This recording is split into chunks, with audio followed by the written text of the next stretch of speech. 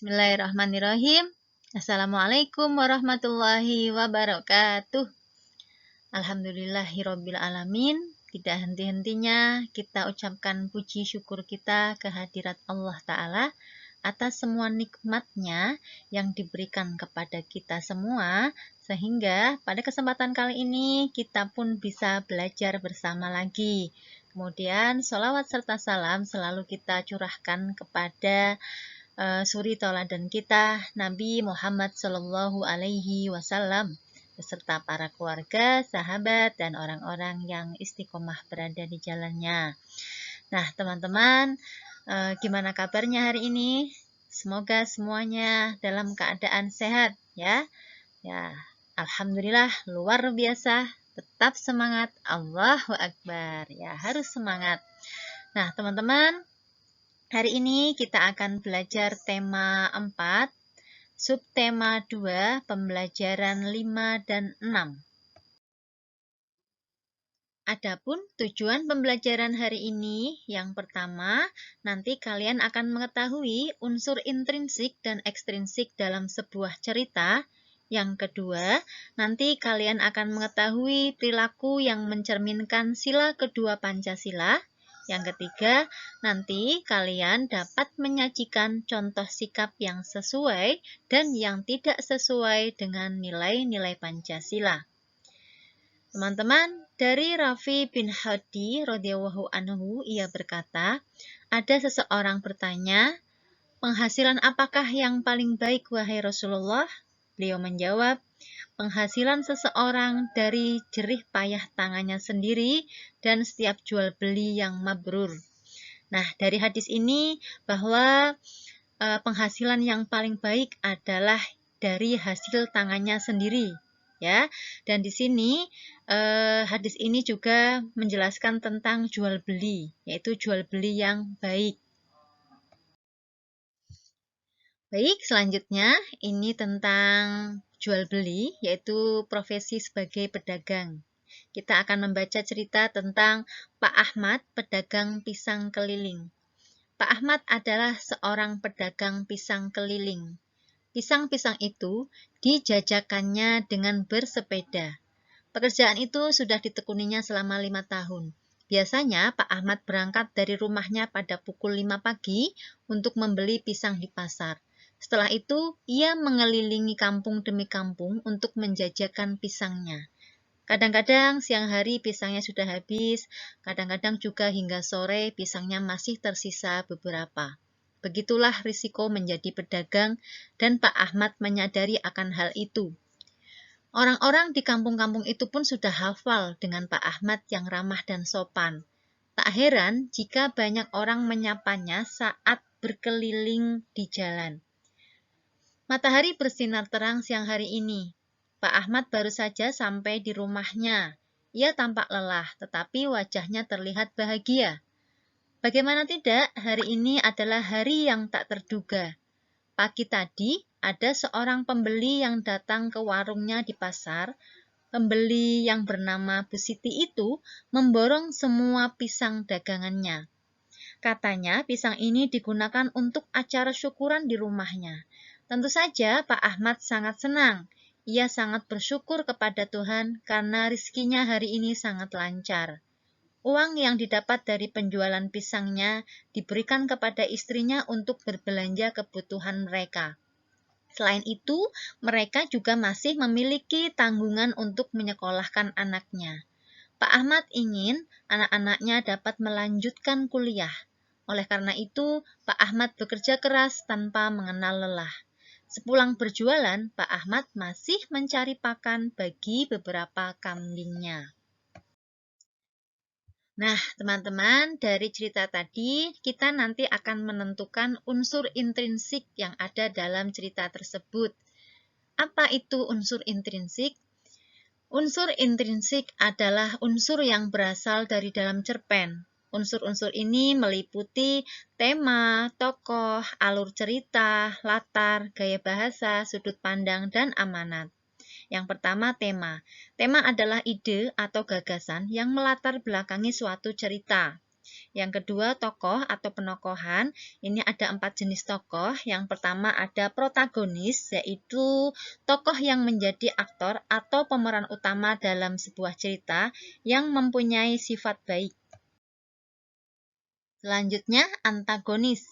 Ini adalah tokoh atau pemeran utama yang menjadi lawan dari tokoh protagonis. Tokoh antagonis mempunyai watak yang negatif seperti iri, sombong, dengki, angkuh, dan lain-lain. Kemudian ada tritagonis, yaitu tokoh yang menjadi penengah antara protagonis dan antagonis. Tokoh ini biasanya memiliki sifat arif dan bijaksana. Serta yang keempat yaitu tokoh figuran atau pemeran pendukung dalam sebuah cerita untuk memberikan tambahan warna dalam cerita. Kemudian unsur intrinsik yang ketiga yaitu alur. Alur artinya rangkaian cerita sejak awal sampai akhir. Ini ada alur maju dan alur mundur. Alur maju yaitu alur yang peristiwanya digambarkan secara kronologis, maju dan runtut dari awal sampai akhir cerita. Sedangkan alur mundur, alur ini digambarkan dengan jalan cerita yang tidak urut. Penulis biasanya menceritakan sebuah konflik terlebih dahulu, kemudian menengok kembali kejadian yang menjadi sebab konflik itu terjadi.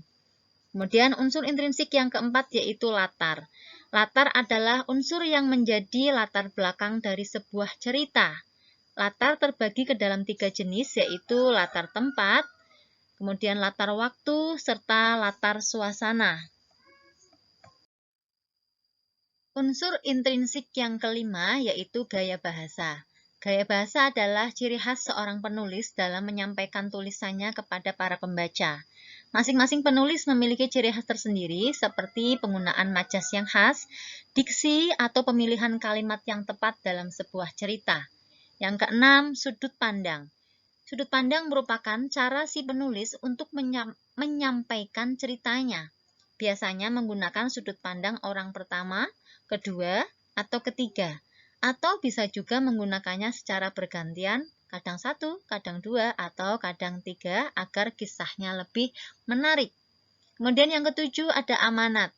Amanat merupakan pesan moral yang ingin disampaikan penulis kepada pembaca atau penontonnya. Kemudian, selain unsur intrinsik, sebuah cerita juga mengandung unsur ekstrinsik.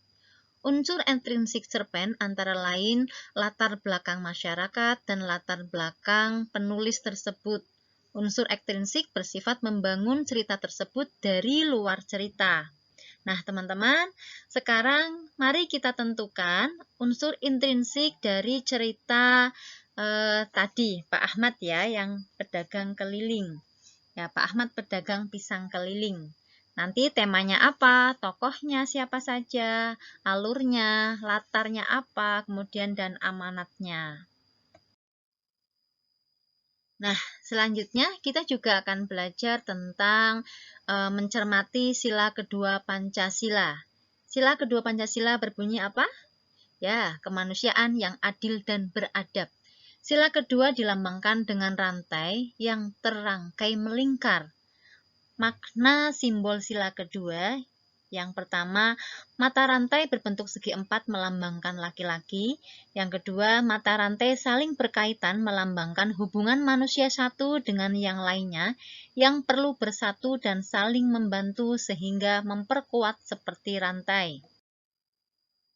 Nah, berikut contoh sikap yang mencerminkan sila kedua Pancasila seperti mengakui persamaan derajat, hak dan kewajiban setiap manusia, kemudian mengakui dan memperlakukan manusia sesuai dengan harkat dan martabatnya, kemudian bisa juga mengembangkan sikap saling mencintai sesama manusia, tidak semena-mena terhadap orang lain, gemar melakukan kegiatan kemanusiaan seperti acara kerja bakti, kemudian senang membantu teman yang mengalami kesusahan, dan sebagainya. Itu sudah ada tertera, nanti teman-teman bisa baca lebih lengkapnya ya, atau bisa mencari sumber yang lain. Nah, berikut contoh sikap yang sesuai dan yang tidak sesuai dengan sila kedua Pancasila yang sesuai seperti 1. Menghormati hak orang lain. 2. Bertindak adil tanpa memandang ras, suku, agama, dan status sosial. 3. Menghargai pendapat orang lain. 4. Berani mengakui kesalahan. 5. Menjunjung teman yang sakit. Kemudian yang tidak sesuai seperti tidak menghormati orang yang lebih tua, tidak menghargai orang yang lebih muda, bersikap semena-mena, tidak bersikap adil kepada orang lain, tidak menolong orang yang membutuhkan bantuan, dan seterusnya. Nah, ini boleh dijabarkan juga sikap yang sesuai dan tidak sesuai dengan sila-sila Pancasila. Contoh sikap yang sesuai dengan sila 1 seperti mengakui adanya Tuhan Yang Maha Esa, yang tidak sesuai tidak mengakui adanya Tuhan. Kalau sila 2 yang sesuai seperti menjunjung tinggi hak asasi manusia, sila 2 yang tidak sesuai melanggar hak asasi manusia. Sila 3 contoh yang sesuai adalah bangga dengan bangsa sendiri. Kemudian sila ketiga yang tidak sesuai seperti menjelek-jelekan bangsa sendiri. Sila keempat, musyawarah untuk mencapai mufakat, yang tidak sesuai memaksakan kehendak dalam musyawarah. Sila kelima yang sesuai bersikap adil dengan tidak pilih-pilih dalam berteman, sedangkan yang tidak sesuai bersikap pilih kasih dalam pergaulan di masyarakat. Baik, mari kita simpulkan pembelajaran kita hari ini. Yang pertama, sebuah cerita mengandung unsur intrinsik dan ekstrinsik. Kemudian unsur intrinsik itu meliputi tokoh, alur cerita, latar, gaya bahasa, sudut pandang, dan amanat. Kemudian sedangkan unsur ekstrinsik seperti latar belakang penulis, latar belakang masyarakatnya, dan latar belakang penulis tersebut. Kemudian selanjutnya, kesimpulan selanjutnya yaitu sila kedua Pancasila berbunyi kemanusiaan yang adil dan beradab, yang dilambangkan dengan rantai yang terangkai melingkar. Nah, itu teman-teman belajar kita hari ini. Semoga bisa dipahami, bermanfaat ilmunya, dan jika teman-teman rasa ini bermanfaat, teman-teman boleh share ke teman yang lain atau ke media sosial yang lain. Kemudian jangan lupa juga untuk like, subscribe-nya juga bagi yang belum, serta boleh dinyalakan loncengnya. Oke, terima kasih untuk hari ini. Mari kita akhiri dengan membaca hamdalah. Alhamdulillahirabbil alamin. Bu Lilis mohon maaf jika ada salahnya. Sampai ketemu di lain kesempatan. Wassalamualaikum warahmatullahi wabarakatuh.